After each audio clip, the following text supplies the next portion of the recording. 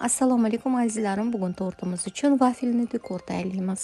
Bo'lmagani ikkita tarafi bo'ladi, silliq tarafi o'nga bo'ladi.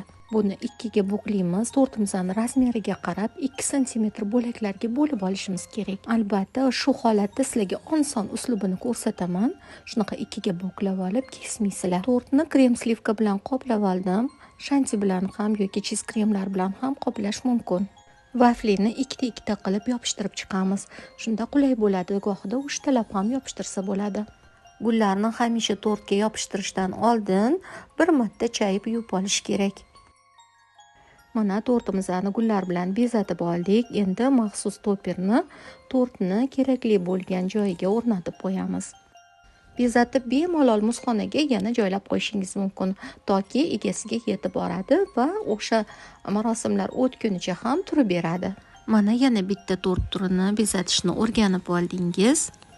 Bu baxtli juftlikka baxt tilagan holatda sizlar bilan ham kelasi videolargacha xayrlashib qolaman. O'zingizni ehtiyot qiling, omon bo'ling.